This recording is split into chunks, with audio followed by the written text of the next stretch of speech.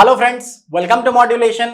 मेरा नाम है रजनीश और मैंने आपको रोड मैप के बारे में बता रखा था हिस्ट्री के लिए कि सीयूईटी में आपको how you have to approach history. History के लिए क्या क्या चीजें आपके लिए इंपॉर्टेंट है, कौन कौन से टॉपिक्स इंपॉर्टेंट है, ये बहुत इन डिटेल मैंने आपको बता रखा है।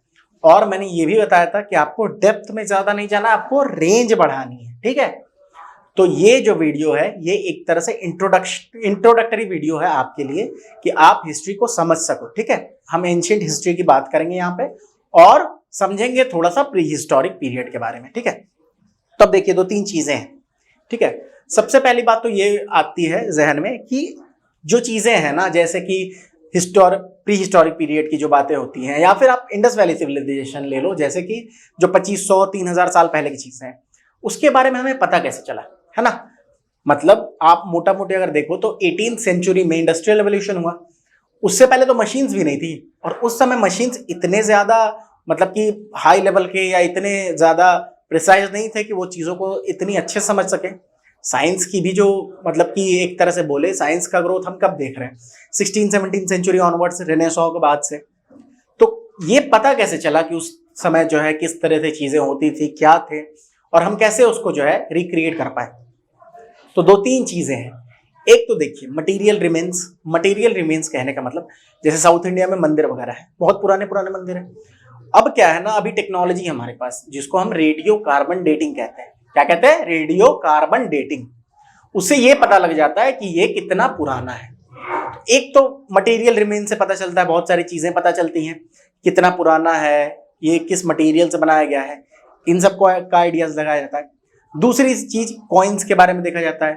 ठीक है, कॉइन्स के स्टडी को न्यूमिस्मैटिक्स कहते हैं। क्या कहते हैं? न्यूमिस्मैटिक्स। और गुप्त पीरियड में, गुप्त काल में जो है कॉइन्स में बहुत एक्सीलेंस जो है ना उन्होंने उसको हासिल की थी। कॉइन्स के बारे में बहुत ज्यादा हम गुप्त काल के बारे में पढ़ते हैं। ठीक है, तो एक तो कॉइन्स हो गए। फिर आपको कुछ इंस्क्रिप्शंस है। इंस्क्रिप्शंस का मतलब हुआ कि कहीं पे वॉल पे कुछ लिखा हुआ मिल गया आपको। ठीक है, जैसे कि हड़प्पन जो केव्स है ना, आप उनको देखोगे, इंडस वैली सिविलाइजेशन के जितने भी केव्स वगैरह है, तो उस पर पिक्चर्स बने हुए हैं। वो अभी तक डिसाइफर नहीं हुए हैं कि वो क्या कहना चाह रहे थे, ये अभी तक डिसाइफर नहीं हुआ है। पिक्टोग्राफिक है वो स्क्रिप्ट। ठीक है, स्क्रिप्ट समझते हो? जैसे रोमन में लिखते हैं ना, जैसे कि स्क्रिप्ट का मतलब वही होता है कि जो हम अगर ये लिखें कि I know you, KNOW,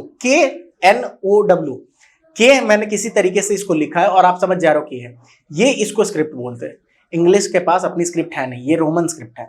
Hindi में देवनागरी स्क्रिप्ट है, द, ए कार, व, नोआकार। ये एक तरह से ये सिंबल्स हैं जिससे हम लैंग्वेज पढ़ते हैं। तो स्क्रिप्ट वही है। पिक्टोग्राफिक स्क्रिप्ट है वहां की, जो इंडस वैली सिविलाइजेशन की है। पिक्टोग्राफिक स्क्रिप्ट है जिसको अभी तक डिसाइफर नहीं किया जा चुका है, नहीं किया गया अभी तक। ठीक है, तो कुछ हो गए इंस्क्रिप्शन के बारे में। अर्लीस्ट इंस्क्रिप्शन जो होते थे ना, जो सबसे पहले इंस्क्रिप्शन आए थे वो हमारे प्राकृत में थे, बाद में हमें संस्कृत वगैरह में मिले हैं। ठीक है, पहले प्राकृत के मिले हैं। उसके बाद आपको कुछ चीजें हुई, जैसे कि आपको कुछ लिटरेरी सोर्सेस हैं, जैसे हम कैसे उसको ऋग्वेद, सामवेद, ये सब जब इसको निकालते हैं और पढ़ते हैं तब समझ में आती है सोसाइटी के बारे में, और उससे हम बहुत सारी चीजें डिटेल में जानते हैं, है ना। कि वैदिक पीरियड के बारे में आइडिया कहाँ से लगता है? इन्हीं सब जो सोर्सेज है, लिटरेरी सोर्सेज है, यहाँ से पता लगता है। ठीक है, ये अर्लीस्ट किताबों में है, ऋग्वेद वगैरह ना वर्ल्ड के अर्लीस्ट बुक्स में से है। ठीक है, जो कंपाइल्ड है, ये ध्यान में रखने की चीज है। और इंडिया में जो है ना सबसे पहले सिविलाइजेशन जो है ना, ये माना जाता है इंडिया का ही है। इंडस वैली सिविलाइजेशन जो है उसी समय, मतलब और भी थे लेकिन उस समय ये जो है ना और बहुत फ्लरिश कर रहा था। तो ये हो गया। फिर कुछ फॉरेनर आए थे, उन्होंने कुछ चीजें लिखी हैं, है ना। उसको भी माना जाता है, मतलब एक सोर्स माना जाता है, उससे रिक्रिएट की जाती है हिस्ट्री को, जैसा कि हम आज जानते हैं, है ना। और आपको जैसे मैं अगर एग्जांपल दूं तो इंडिया और रोमन इंपायर जो था, इसके बीच में ट्रेड होती थी। इंडिया और रोम के बीच में उस टाइम बहुत पहले ट्रेड होती थी। इसके बारे में एक बुक है नेचुरलिस्ट हिस्टोरिया, जिसमें प्लिनी ने लिखा है। प्लिनी नाम के एक इंसान थे जिन्होंने नेचुरलिस्ट हिस्टोरिया लिखा है। उसमें उन्होंने ट्रेड इम्बैलेंस की बात करी है। ठीक है, उन्होंने इंडिया को the sink of the world's gold कहते थे। इंडिया को उन्होंने क्या बोला था प्लिनी ने? The sink of the world's gold. कि गोल्ड जो है चूंकि ट्रेड होती थी, इसका कहने का मतलब ट्रेड इम्बैलेंस बहुत ज्यादा था, है ना। इससे पता लग रहा है कि यहां से चीजें जो है ज्यादा बेची जा रही थी। इंडिया में अभी क्या है, चाइना के साथ जैसे हम ट्रेड करते हैं, वहां की चीजें ज्यादा आ रही हैं तो यहां से पैसे वहां जा रहे हैं, है ना। लेकिन तभी उल्टा होता था, रोम को हम ज्यादा चीजें भेजते थे और उस समय गोल्ड में ट्रेड होता था, तो इसीलिए इंडिया को उन्होंने the sink of the world's gold बोला है। फिर प्लिनी हो गए, आपको और भी है जैसे कि इंडिका मेगास्थनीज की, उसके बारे में उससे हम जो है ना, और ये बहुत ही मतलब क्या बोले, एक तरह से अजीब बात है कि अलेक्जेंडर के इन्वेशन के बारे में, जो कि जिसको हम सिकंदर बोलते हैं, सिकंदर महान बोलते हैं, अलेक्जेंडर द ग्रेट, वो इंडिया में आया, इसके बारे में हमें डिटेल्स जो मिलती है वो मेगास्थनीज के इंडिका से मिलती है। ठीक है, मेगास्थनीज की इंडिका के बारे में, मतलब कि ये जनरली इंडिका मेगास्थनीज का जो है वो मौर्यन पीरियड के बारे में बताता है, और जो अलेक्जेंडर के बारे में है ना मेनली, वो ग्रीक सोर्सेस से ही हमें पता चलता है। अब ये बहुत डाउटफुल है, लोग डाउटफुल हैं एक्चुअली, अब लोग डाउटफुल हैं कि क्या सच में सिकंदर आके यहाँ जीता भी था कि नहीं, इसके ऊपर भी डिबेट है कि सिकंदर जब इंडिया आया था तो क्या वो जीता था कि हार के वापस चला गया था, क्योंकि उसके जीतने की बात सिर्फ ग्रीक सोर्सेज से पता चलती है, यहाँ सोर्सेज में कुछ नहीं लिखा हुआ है। ठीक है, तो इस तरह से जो भी पुरानी चीजें हैं ना, हम उसको रिक्रिएट करते हैं और उसको समझने की कोशिश करते हैं, इस तरह से, इन सब चीजों की तरह से। जैसे एक मूवी बनी थी मोहनजोदड़ो, मोहनजोदड़ो जो है, ये मूवी जो बनी है, ये मूवी आशुतोष गोवारिकर ने बनाई थी, ऋतिक रोशन इसमें लीड रोल में। आप आशुतोष गोवारिकर की मैं इंटरव्यू देख रहा था और ए आर रहमान का इंटरव्यू देख रहा था, ए आर रहमान ने म्यूजिक दिया उस मूवी में, तो ए आर रहमान ने बताया कि म्यूजिक के बारे में सोचने के लिए उन्होंने वहां की फोटोज देखी, कुछ कुछ चीजें, जो भी फोटोज वगैरह मिली ना उसको देखा उन्होंने, और तब उन्होंने इमेजिन किया किस टाइप का म्यूजिक उस समय चलता होगा। ठीक है, किस टाइप का म्यूजिक उसमें देना सही रहेगा। उसी तरह हम भी रिक्रिएट करते हैं चीजों को बेस्ड ऑन जो एविडेंसेस हमारे पास प्रेजेंट है, और एविडेंसेस में क्या है, जैसा कि मैंने बताया आपको, रेडियो कार्पेंटिंग जो होती है, मटेरियल रिमेन्स का, जो बुक्स हैं उसके बारे में, उसके बाद कॉइन्स है। ठीक है, इन सब चीजों से हम उसके बारे में पता करते हैं। अब हम देखेंगे कि हिस्ट्री जो है उसको डिवाइडेड है, वो डिफरेंट पीरियड्स में, उसको हम समझने की कोशिश करेंगे। तो सबसे पहली चीज है प्री हिस्टोरिक पीरियड। ये किसको बोलते हैं pre historic period? Pre historic period वो है जिसकी हिस्ट्री हमें क्लियरली आइडेंटिफाइड नहीं है, पता नहीं है, जब तक फर्स्ट सिविलाइजेशन का इमरजेंस नहीं हुआ था। इंडस वैली सिविलाइजेशन जो पहला हमारा सिविलाइजेशन था, वो जब तक इमर्ज नहीं हुआ था, उसके पहले का जो पार्ट है ना, उसे हम प्री हिस्टोरिक पीरियड कहते हैं। और रफली ये 2 लाख बीसी बिफोर क्राइस्ट से लेके 3500 से 2500 बीसी तक ये जो है इस पीरियड को माना जाता है। बीसी मतलब बिफोर क्राइस्ट, बिफोर क्राइस्ट मतलब अभी जैसे 2023 हो रहा है ना, माना जाता है कि 1 जो है ना 1 एडी हो गया, एनो डोमिनी, आफ्टर डेथ हम लोग बोलते हैं एनो डोमिनी। इसका मतलब है कि एक ईस्वी जो थी ना, फर्स्ट जो है उसको माना जाता है बर्थ ऑफ क्राइस्ट। उससे पहले जितनी चीजें हैं उसको बीसी में लिखते हैं। तो जो प्री हिस्टोरिक पीरियड है हम उसको क्या मान के चलते हैं, मोटा मोटी 2 लाख बीसी से 3500 या फिर 2500 बीसी। देखिए 1000 साल की बात है, लेकिन इतने बड़े टाइम स्पैन में एक्चुअली आप पूरे अर्थ की हिस्ट्री को देखो तो 1000 साल भी कुछ नहीं है। और इससे हमें समझना चाहिए कि हम भी कुछ नहीं है। सीधी सी बात है, आप इतने बड़े यूनिवर्स में एक छोटे से हिस्सा हो। ठीक है, तो आपकी खुद की ईगो बहुत बड़ी होनी नहीं चाहिए, because in the grand scheme of things you are nowhere. इसका मतलब ये नहीं है काम करना ही छोड़ दो। ठीक है, तो ये है कि फर्स्ट सिविलाइजेशन जब इमर्ज हो गया, जब अपीयर हुआ, उसके बाद से प्री हिस्टोरिक पीरियड खत्म। प्री हिस्टोरिक पीरियड को 5 पीरियड में हम डिवाइड करते हैं। सबसे पहला इसको पेलियोलिथिक बोलते हैं, दूसरा मीजोलिथिक, तीसरा नियोलिथिक, चौथा कैल्कोलिथिक और लास्ट है आयरन एज। पेलियोलिथिक, क्रोनोलॉजी याद करें, ये क्वेश्चंस बनते हैं कि क्रोनोलॉजी सेट करने के लिए सबसे पहले पेलियोलिथिक, फिर मीजोलिथिक, फिर नियोलिथिक, फिर कैल्कोलिथिक, फिर आयरन एज। ठीक है, पेलियोलिथिक सबसे पहला याद रखेंगे, एम के बाद एन आता है, सीधी बात है। मीजोलिथिक नियोलिथिक में कंफ्यूज हो तो याद रखें एम के बाद एन आता है, तो एम के बाद भी एन आया है। हालांकि बहरहाल इसको याद कर लेंगे तो ज्यादा अच्छा रहेगा। अब क्या है स्टोन एज। स्टोन एज किसको कहते हैं? इंडियन हिस्ट्री जो बिगिन होती है ना, स्टोन एज कल्चर जो इंडिया में देखा गया है, वो हमें एंशिएंट इंडिया के बारे में ही पढ़ना है। तो स्टोन एज जो है ना, स्टोन एज कल्चर जो इंडिया में देखे गए हैं, in which the human species used stone tools. Stone age क्यों बोला जाता है? देखिए आप इसको देखो, क्या लिखा है मैंने, पेलियोलिथिक, मीजोलिथिक, नियोलिथिक, कैल्कोलिथिक। इसका मतलब क्या, लिथिक, लिथोस मतलब स्टोन होता है, तो ये सब स्टोन एज के पार्ट है, ठीक है, क्योंकि यहां पे लोग जो थे ना वो स्टोन्स को यूज करते थे एज वेपन, ठीक है। और जैसे जैसे पीरियड में हम आगे बढ़ेंगे वेपन्स और रिफाइंड होते चले जाएंगे, है ना। तो जैसे सबसे पहले हम देखेंगे स्टोन एज के बारे में, कि स्टोन एज को डिवाइड किया गया 3 एजेस में, ठीक है। पहला है ये जो पेलियोलिथिक पीरियड है, पेलियोलिथिक पीरियड है, इसको 3 हिस्सों में डिवाइड किया है, स्टोन एज नहीं, पेलियोलिथिक पीरियड को, लोअर पेलियोलिथिक, मिडिल पेलियोलिथिक, अपर पेलियोलिथिक, ठीक है। तो पेलियोलिथिक पीरियड को हम लोअर पेलियोलिथिक, मिडिल पेलियोलिथिक और अपर पेलियोलिथिक एज में डिवाइड करते हैं, ठीक है। देखिए लोअर पेलियोलिथिक पीरियड जो है, मैंने आपको बताया 2 लाख बीसी से हम 2500 बीसी तक जाएंगे। लोअर पेलियोलिथिक 2 लाख से 1 लाख तक आता है, 2 लाख बीसी से 1 लाख बीसी तक। इस समय जो ह्यूमन स्पीसीज थे उसे हम होमो इरेक्टस बोलते थे। होमो इरेक्टस मतलब खड़े होकर ही चलते थे, उससे पहले चारों पैर पे, मतलब दोनों हाथ और दोनों पैर पे चलते थे ह्यूमन बींग्स, ये थे होमो इरेक्टस। और अगर आप, ऐसा माना जाता है कि अगर आप हिस्ट्री को देखेंगे तो सबसे लंबा जो सरवाइव करा है ना जिन्होंने, वो होमो इरेक्टस ही थे। 2 लाख से 1 लाख बीसी तक होमो इरेक्टस थे, मतलब एक एक्सटिंक्ट स्पीसीज है ह्यूमन बींग्स की ही। हम होमो सेपियंस हैं, हमसे पहले जो है ये हुआ करते थे होमो इरेक्टस, हमारे ही पूर्वज हैं एक तरह से, ठीक है। फिर दूसरी चीज देखें, होमो इरेक्टस अब इसी पीरियड में लोअर पेलियोलिथिक पीरियड में फायर को कंट्रोल करना सीख गए थे। किसके लिए, एक तो मीट को रोस्ट करने के लिए, और जो एनिमल्स है उसको वार्ड ऑफ मतलब उसको भगाने के लिए। तो ये यहां पे सीख चुके थे, फायर को कंट्रोल करना सीख चुके थे, ठीक है। फायर जो है ना उसने बहुत सारी चीजों को बदल दिया। माना जाता है कि गोरिल्ला जो होता है ना, गोरिल्ला और ह्यूमन बींग्स के डीएनए 1% का डिफरेंस है, और 1% की वजह से हम इतने ज्यादा, देखिए कहां कितने डिफरेंसेस हैं हमारे बीच में, है ना। तो लोअर पेलियोलिथिक में humans were known as homo erectus, और ये फायर को कंट्रोल करना सीख गए, मीट को रोस्ट करने और वार्डिंग ऑफ एनिमल्स। देखिए एक चीज बताता हूं, आपके बॉडी में एक चीज होती है जिसे आप अपेंडिक्स कहते हो, ठीक है। बहुत सारे लोगों को पता होगा कि अपेंडिक्स जब फूल जाता है तो उसे कटवाना पड़ता है, because it is very painful.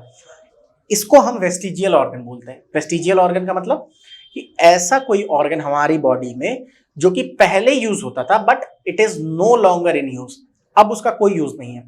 तो पहले क्या होता था कि जो अपेंडिक्स है ना उससे एक मतलब लिक्विड सीक्रेट होता था, जो कि रॉ फूड्स, क्योंकि पहले के जमाने में लोग अच्छे से पकाते नहीं थे, मतलब काफी पुरानी बात कर रहा हूं, ऐसा नहीं कि आप दादा के जमाने के सोच लो, तो रॉ फूड खाते थे ना, तो अपेंडिक्स एक सीक्रेट करता था, एक एंजाइम जो कि उसको पचा देता था। अब हम कच्चा फूड खाते नहीं है, पका के अच्छे से खाते हैं, तो उसका काम ही खत्म हो चुका है। वेस्टिजियल ऑर्गन कहते हैं इसको, ठीक है। तो ऐसे ही हमारी जो है ना एवोल्यूशन हुई है, हो सकता है कि 500 साल बाद ये हमारे बॉडी में रहे ही ना, एवोल्यूशन इसी प्रोसेस को कहते हैं, ठीक है। तो लोअर पेलियोलिथिक 2 लाख से 1 लाख साल तक इसमें फायर को कंट्रोल करना सीख गए। फिर मिडिल पेलियोलिथिक आया 1 लाख से 40,000 तक, 2 लाख से 1 लाख, 1 लाख से 40,000। ध्यान रखेंगे इस चीज को ध्यान रखना है। ह्यूमन बींग्स इस समय जो थे उनको निएंडरथल कहते थे। क्या कहते थे? निएंडरथल। अभी तक होमो सेपियंस नहीं आया है, हम होमो सेपियंस हैं, इस समय निएंडरथल थे। लैंग्वेज यहां इन्वेंट हुई थी, लैंग्वेज मतलब ये नहीं कि आप इंग्लिश और हिंदी समझने लगो, लैंग्वेज का मतलब हुआ जिस तरह से वो कम्युनिकेट कर पाए, किसी भी तरीके से हो उसे लैंग्वेज कह देते हैं। तो वो कम्युनिकेट करना सीख गए थे, और अभी भी हंटर और गैदरर रहते हैं। हंटर गैदरर का मतलब कि वो मारते थे जानवरों को और उसको गैदर करते थे खाना, और मतलब नोमैडिक घूमते रहते थे। ऐसा कोई सेटल्ड जो है ना, सेटल्ड उनका कोई लाइफस्टाइल नहीं था, ठीक है। तो लोअर पेलियोलिथिक से हम मिडिल पेलियोलिथिक आए। याद करेंगे एजेस को अच्छे से, क्वेश्चंस बनते हैं, और आप टाइमलाइन याद कर लो अच्छे से। अपर पेलियोलिथिक 40,000 से 10,000 तक, तो पेलियोलिथिक पीरियड 2 लाख से 10,000 तक आ जाता है। 40,000 से 10,000 तक अपर पेलियोलिथिक। यहां पे हम बने होमो सेपियंस, 40,000 के बाद, ठीक है। 2 लाख से 1 लाख हमारा क्या था? हम थे होमो इरेक्टस। 1 लाख से 40,000 हम क्या थे? निएंडरथल। और 40,000 बीसी के बाद से हम बने हैं, यहां देखिए 1 लाख साल के है ना, 1 लाख साल तक हम होमो इरेक्टस थे, अब हम बने हैं होमो सेपियंस।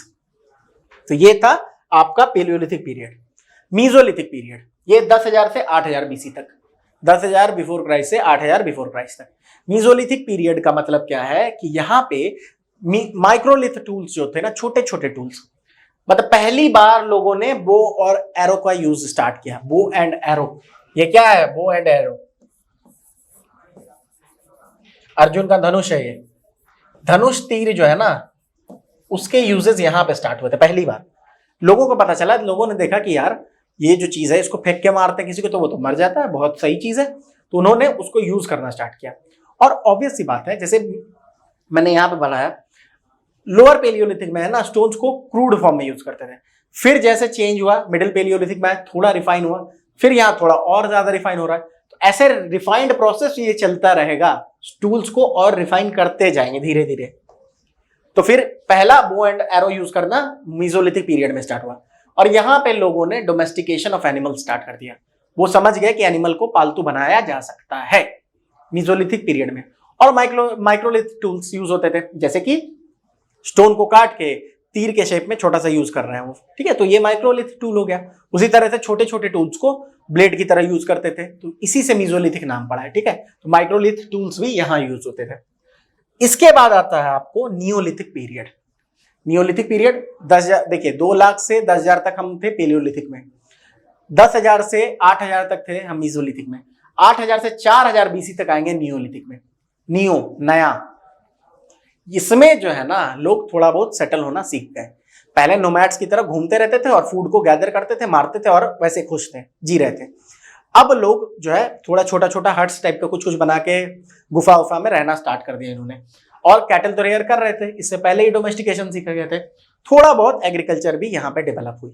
एग्रीकल्चर, अब ऐसा मत सोचना कि आज के डेट की तरह जो है पोटास डाल रहे, यूरिया डाल।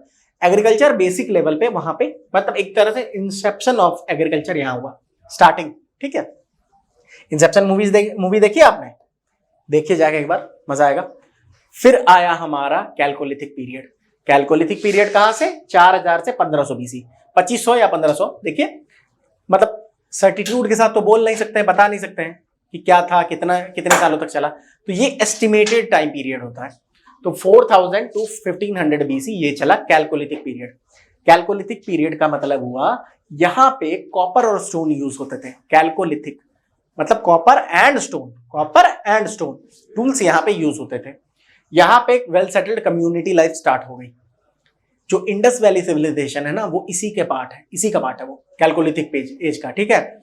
और इसी में जब इंडस वैली को हम पढ़ेंगे तो इंडस वैली में जो जो चीजें हैं, जो फीचर्स हैं, वही कैल्कोलिथिक एज की फीचर्स है।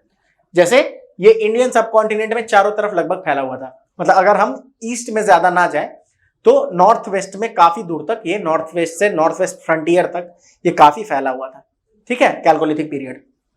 और आईवीसी इंडस वैली सिविलाइजेशन इसी एज का पार्ट है। कॉपर और स्टोन टूल्स यूज हो रहे थे। उसके बाद एक बचा जो कि हम बोलते हैं जिसको स्टोन एज, आयरन एज। तो आपको सीधी बात समझ में आ गई होगी कि इंडस वैली सिविलाइजेशन में स्टोन का यूज नहीं होता था, क्योंकि उसके बाद स्टोन एज आया ना, ठीक है, उसके बाद स्टोन एज आया है। तो हम अब जो नेक्स्ट वीडियो में इंडस वैली सिविलाइजेशन जो है उसको अच्छे से डिटेल्स में पढ़ेंगे अच्छे से, ठीक है। उसके पहले आप इस वीडियो को अच्छे से देखें, समझने की कोशिश करें, थोड़े बहुत ना फोटोज देखें। जब तक आप फोटोज नहीं देखोगे ना तो क्लियर नहीं हो पाएगा। गूगल सर्च करें और कुछ पिक्स को देखें, ठीक है। प्री हिस्टोरिक टूल्स जो है आप सर्च करेंगे आपको मिल जाएगा, उससे आपको अच्छा आइडिया लग जाएगा इस चीज के बारे में, ठीक है। तो चलिए, आई होप कि आपको चीजें समझ में आ रही होंगी। And as I always say कि keep on revising things, revision नहीं करोगे नहीं होगा, ठीक है। तो चलिए, अच्छा एक चीज बता दूं, आप लोग मॉड्यूलेशन 2.0 ऐप को डाउनलोड करें प्लीज। वहां पे आपको जो है सारे डिटेल्स हमारे CUET क्लासेस के बारे में, कोर्सेज के बारे में अवेलेबल हो जाएंगी।